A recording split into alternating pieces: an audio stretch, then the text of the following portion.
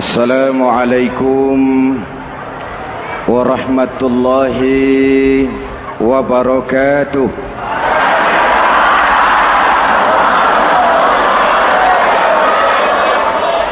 Alhamdulillahi rabbil alamin. Wassalatu wassalamu ala ashrafil mursalin Sayyidina wa maulana Muhammadin wa ala alihi wa sahbihi ajmain, amma ba'du. Para ulama yang saya muliakan, hadirin hadirat ma'asyiral muslimin yang saya cintai, banyak kita alami perubahan-perubahan yang terjadi, baik perubahan yang menyangkut sosial budaya, lebih-lebih yang menyangkut sosial politik.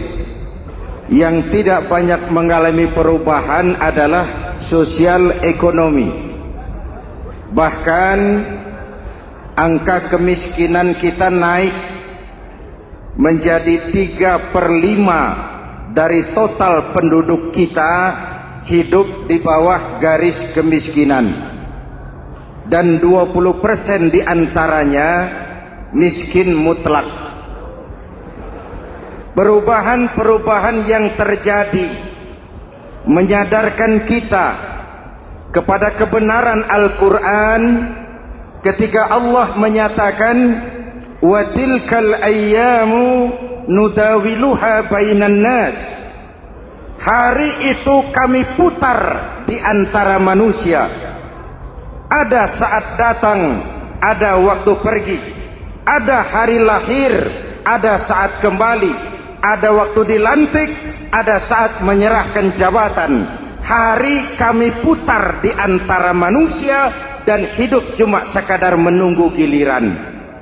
Soalnya kemudian di tengah perubahan-perubahan yang terjadi begitu cepat, what must we do now?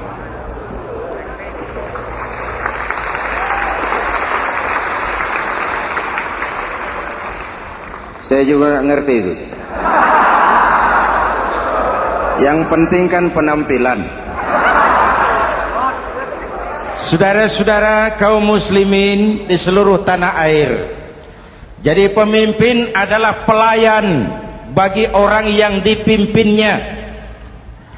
Okelah, perbaikan ekonomi, pembukaan lapangan kerja baru kita serahkan kepada pemerintah, karena kita percaya mereka orang-orang terpilih belaka yang dipilih dengan kepercayaan akan mampu membawa rakyat keluar dari kesulitan. Amin. Tugas kita sekarang di zaman susah meluruskan akidah. Jangan sampai mbah dukun yang naik ke permukaan. Betul? Islam misinya yang pertama membebaskan manusia dari kemusyrikan. 13 tahun Rasul berjuang di Mekah, menanamkan akidah, meluruskan keyakinan, membentuk iman. 13 tahun membebaskan manusia dari belenggu kemusyrikan. 13 tahun menanamkan la ilaha illallah Muhammadur Rasul dengan seluruh konsekuensinya. Kalau saya yakin tidak ada Tuhan selain Allah, saya tidak akan minta tolong kecuali hanya kepada Allah. Saya tidak akan pernah takut kecuali hanya kepada Allah.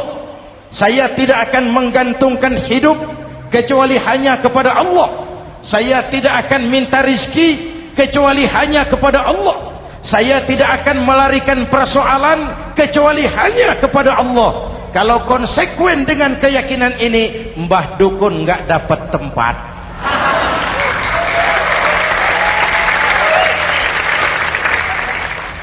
Akur? Ayo lihat secara sederhana. Saya sandaran di tiang, tiangnya ambruk, sayanya jatuh. Saya sandaran di tembok, temboknya runtuh, saya juga runtuh. Saya sandaran kepada orang kaya, dia jatuh miskin, saya bangkrut. Saya sandaran kepada jenderal, dia pensiun, saya selesai. Tapi kalau saya sandaran hanya kepada Allah, Allah tidak akan pernah miskin, Allah tidak akan pernah lumpuh, Allah tidak akan pernah terpuruk, dan Allah tidak akan pernah berkurang kekuasaannya.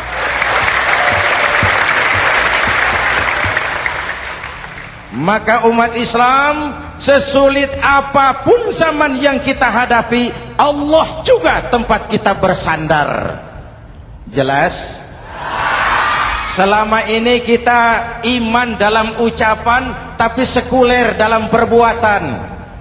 Di masjid ada Allah, di kantor Allah tidak ada, maka korupsi merajalela.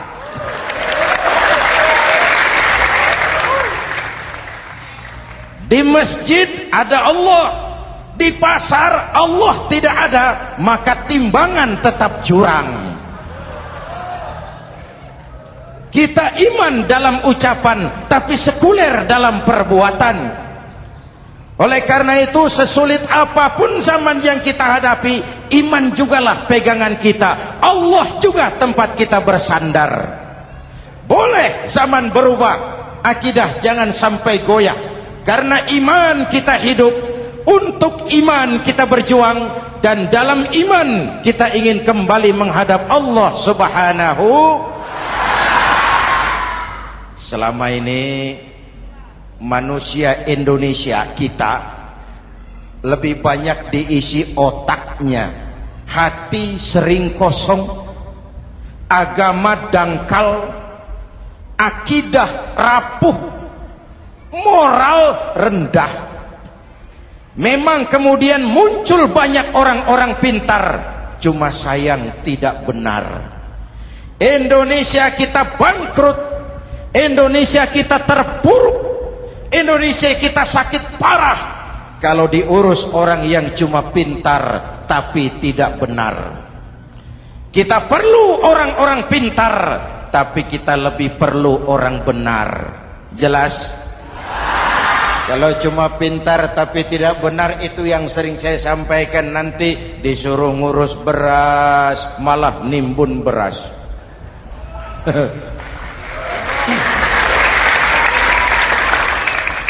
Disuruh ngurus laut malah jadi bajak laut.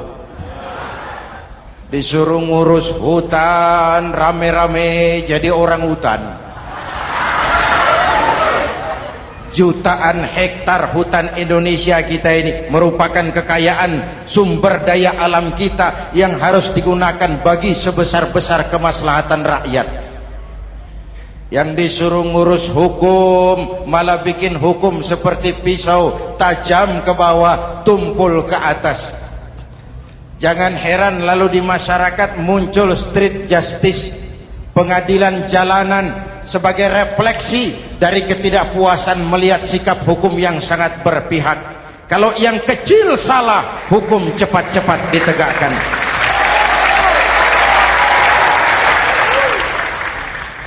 Lihat saja sekarang ini, kalau orang terkenal banyak uang punya masalah, antri yang bela. Betul?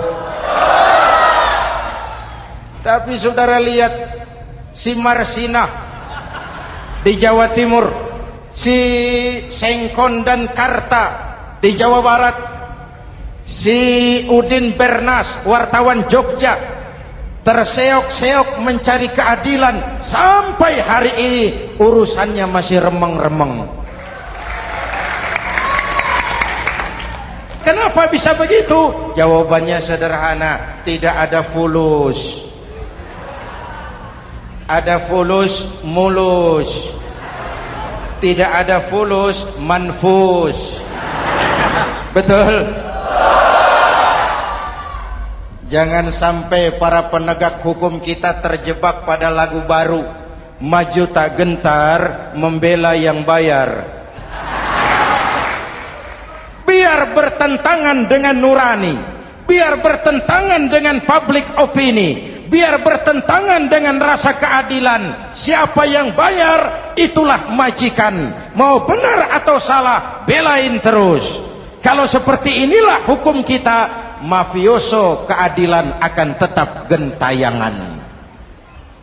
Hadirin yang saya hormati, 13 tahun beliau berjuang di Mekah, meluruskan keyakinan, memantapkan akidah, meneguhkan iman. Dari situ segalanya dimulai, dan ke situ segalanya akan menuju. Intan paling mahal, mutiara paling berharga, tidak lain adalah nilai-nilai keimanan. Kalau itu sudah tergadai, apalagi yang bisa kita banggakan dalam kehidupan ini? Kita merasa harta kita berharga, belum ada artinya ketimbang iman. Kedudukan kita punya nilai pun belum ada artinya ketimbang dengan nilai-nilai keimanan. Itu intan paling mahal, itu mutiara paling berharga. Harta baru ada manfaatnya kalau dilandasi dengan iman. Jabatan dan kedudukan baru terasa gunanya kalau dilandasi dengan keimanan. Kalau jabatan lepas dari iman, yang akan lahir Fir'aun baru. Jelas? Kalau harta terlepas dari iman, yang akan muncul adalah konglomerat Korun.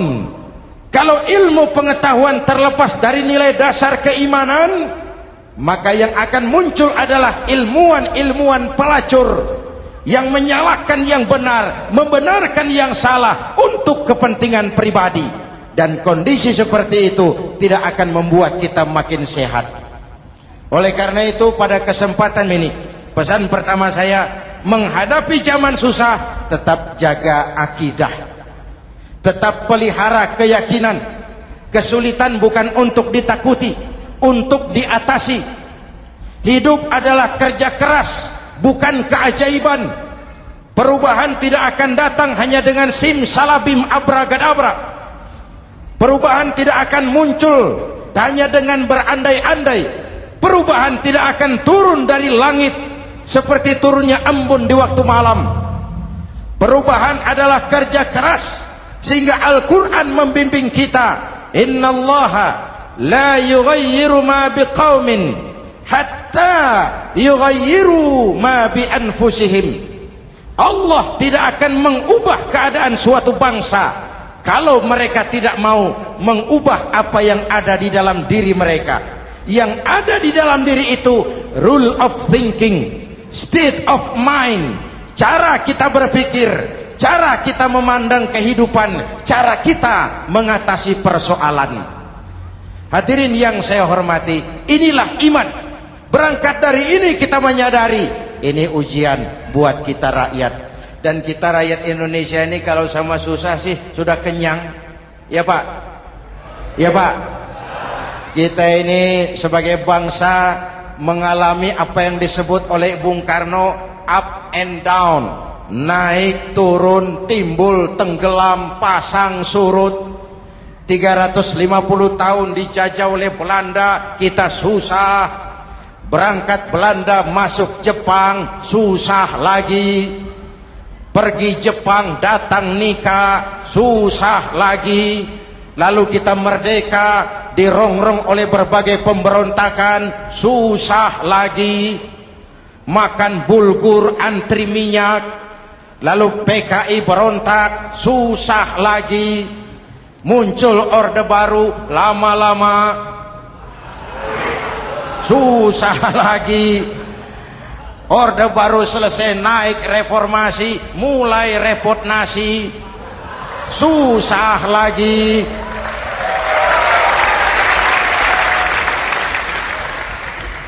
Kalau susah kita ini sudah akrab, sudah intim. Mestinya kalau sudah susah seperti itu, jangan salah sikap menyikapi kesusahan. Jangan sampai kita potong kompas, ambil jalan pintas, terjebak menghalalkan segala cara. Itu tidak akan menguntungkan, itu tidak akan menyelesaikan. Kalaupun selesai, nampaknya penyelesaian sesaat. Dan penyelesaian sesaat bukan penyelesaian yang sebenarnya. Karena itu tetaplah dalam koridor keimanan. Boleh zaman berubah, akidah jangan sampai goyah. Silahkan masa berganti, tapi keyakinan jangan mati. Sekali la ilaha illallah sampai tetes darah paling penghabisan, tetap la ilaha illallah. Sanggup? 3 orang. Sanggup? 21. Sanggup? Kalau sanggup kita harus konsekuen. Saudara-saudara di seluruh tanah air, misi yang kedua dari Islam setelah membebaskan manusia dari kemusyrikan, membebaskan manusia dari ras diskriminasi, mengikat manusia dengan tali akidah. Sebelum Islam datang, manusia dibedakan oleh warna kulit, manusia dibedakan oleh faktor keturunan, manusia dibedakan oleh faktor harta dan benda. Adalah Rasul yang mengajarkan, innallaha la yanzuru ila suwarikum wala ila amwalikum walakin yanzuru ila qulubikum wa a'malikum. Allah tidak melihat potonganmu, Allah tidak melihat hartamu. Yang Allah lihat itu adalah hatimu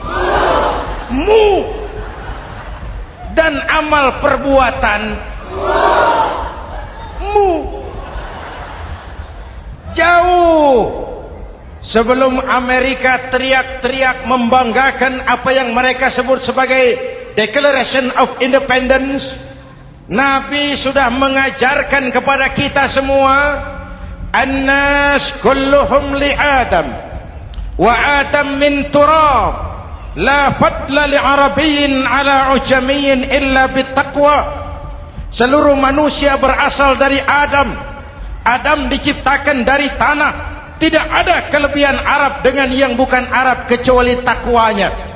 Jauh sebelum Amerika mencanangkan bahwa semua manusia dilahirkan sama, that all men are created equal. Jauh sebelum itu Islam sudah membebaskan manusia dari ras diskriminasi. Apa dalam konteks kekinian menghadapi zaman susah tetap jaga kerukunan?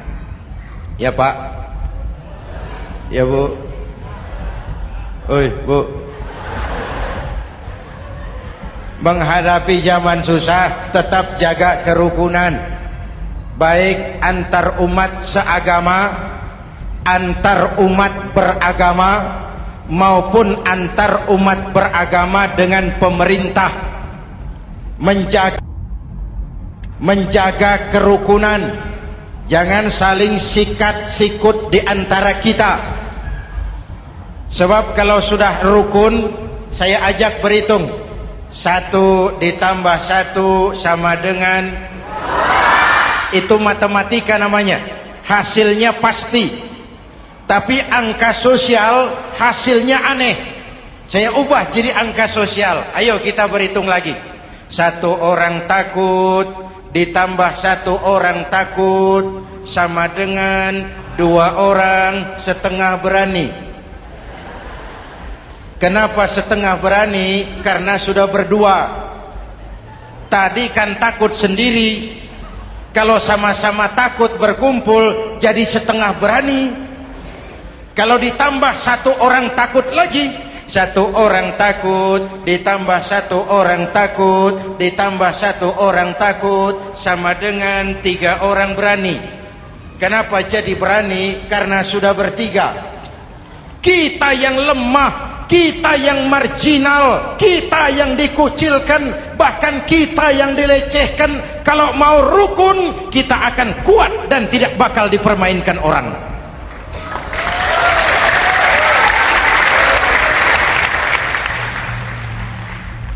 Tapi kalau rukunnya yang satu mau menikam yang lain, saya ajak berhitung lagi. Yuk berhitung yuk. 1 ekor ayam ditambah 1 ekor musang sama dengan 1 ekor musang. Kemana ayamnya? Dimakan musang. Betul nggak nih hitungan? Ayo kita hitung lagi. 1 ekor ayam ditambah 1 ekor musang sama dengan 1 ekor musang. Kemana ayamnya? Dimakan musang. Jadi kalau kita suka kumpul dengan orang yang mau makan kita, selesailah kita.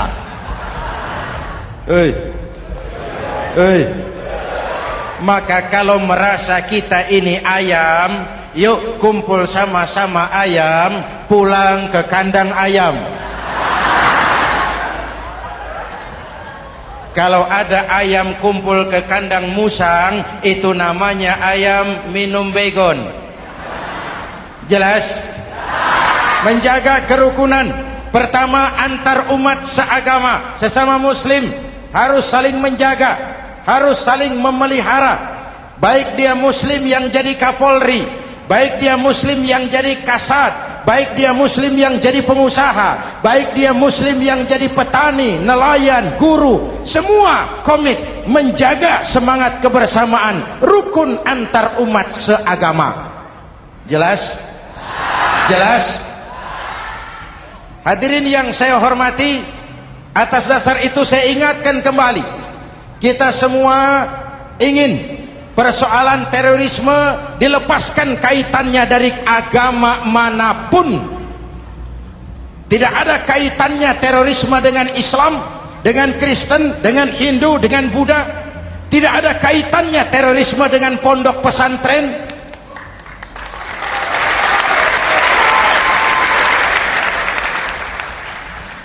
Jangan sampai pesantren jadi kambing hitam.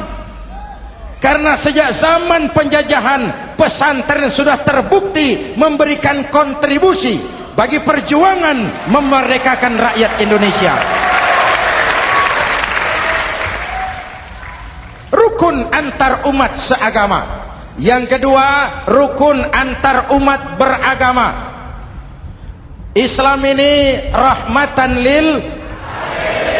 Jangankan manusia walaupun berbeda agama, binatang saja dihormati.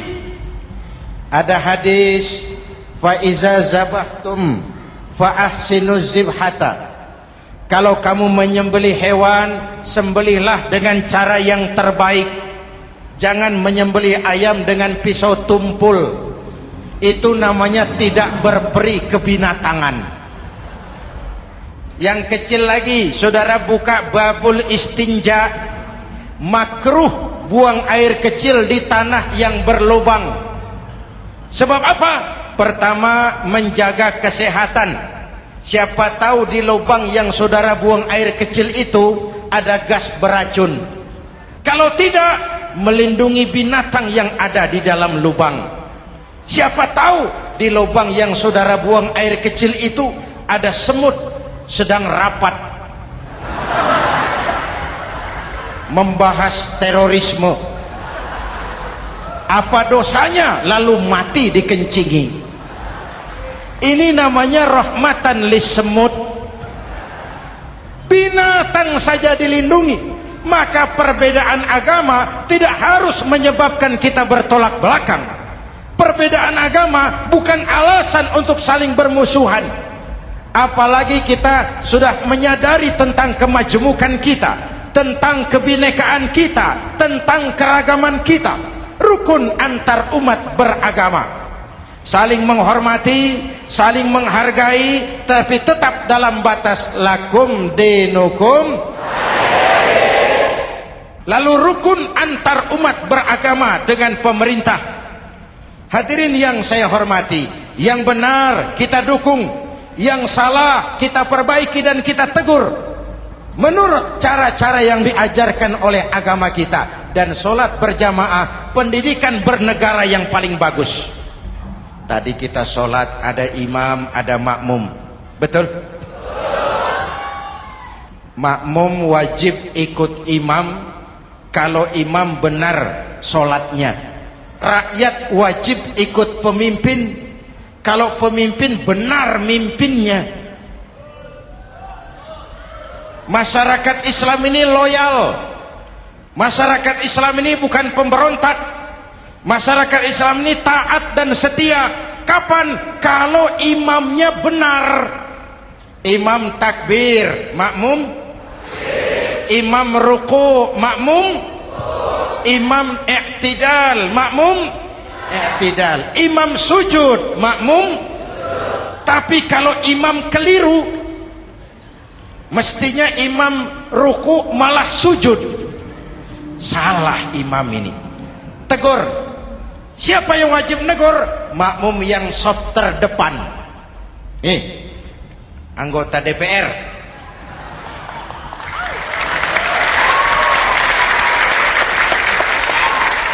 Ini wakil-wakil makmum ini, saf di depan ini. Kalau imam keliru, mereka paling tahu. Ngomong. Tegur. Bagaimana negurnya? Ada aturan main. Mestinya ruku, imam sujud. Salah ini imam. Subhanallah. Kan begitu negurnya. Betul? Tidak boleh juga imam keliru, makmum emosi. Main pegang. Weh, makmum salah. Hoi, hoi. Kacau sholat. Betul? Anggota dewan ini, saf di depan. Itu kalau imam keliru. Satu saat imam buang angin. Namanya manusia bisa buang angin toh. Apa makmum lalu berkata, demi kesetiaan saya kepada imam, imam buang angin, saya lebih keras lagi. Itu namanya fanatisme buta, loyalitas yang goblok. Imam buang angin, minggir. Iyyaka na'budu wa iyyaka nasta'in. Sampai situ imam buang angin, minggir imam. Lalu saf yang di depan maju. Tidak usah bikin solat baru, teruskan pekerjaan imam. Ihdinas siratal mustaqim. Teruskan. Kenapa? Kalau bikin solat baru lagi, nanti buang angin lagi. Bikin lagi solat. Kapan selesainya solat? Kapan selesainya membangun negara ini? Yang penting imam tahu diri, buang angin, minggir.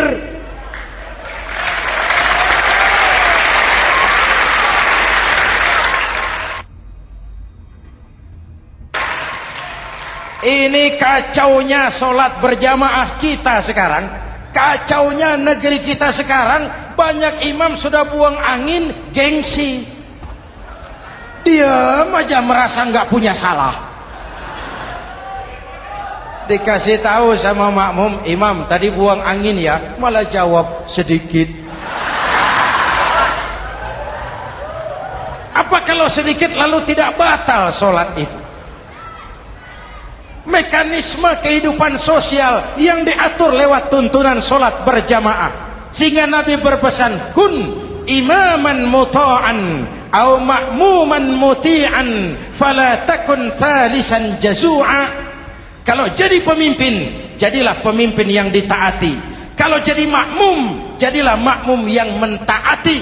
Jangan jadi golongan ketiga pemecah belah. Di depan tidak jalan, di belakang takut, ditaruh yang di tengah, di depan didorong, yang belakang ditendang. Ini namanya biang kerok.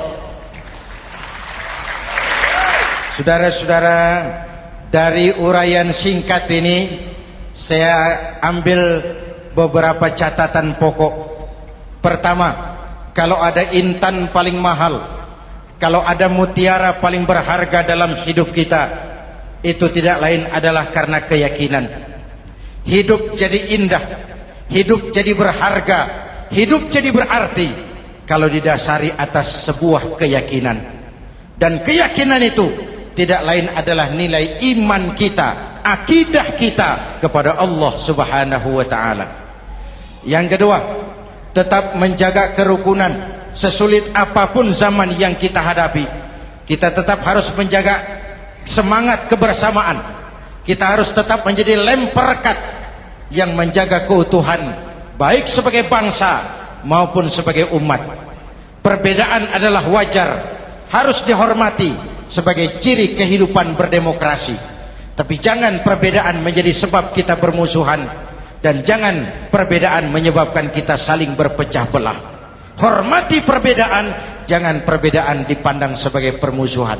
Dengan akidah yang kuat dan kebersamaan yang kokoh, ayo kita hadapi kesulitan, kita atasi kesulitan, dan dengan kerja keras untuk menyongsong hari esok yang lebih pasti. Mari kita Fatihah, semoga Allah memelihara kita bangsa Indonesia. Ala hadhihi niyah wa ila hadratin Nabi. Al-Fatihah.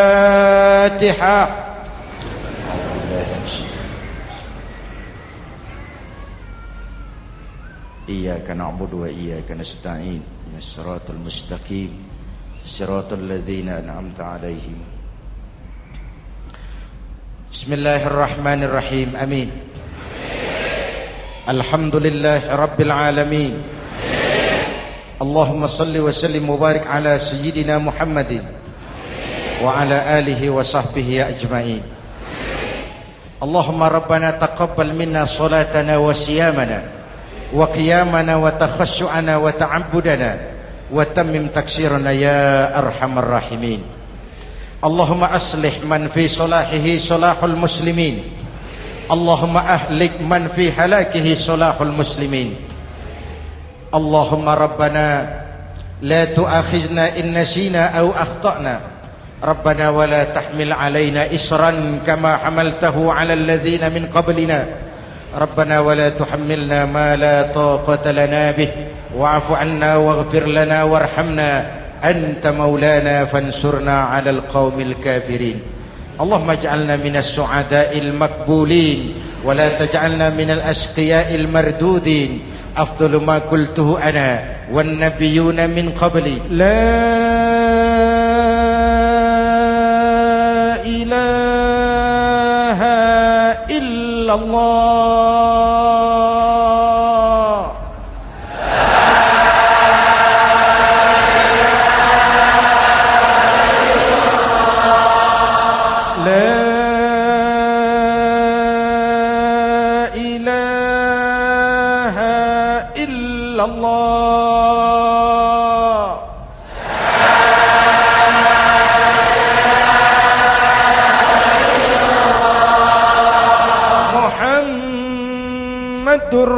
Rasulullah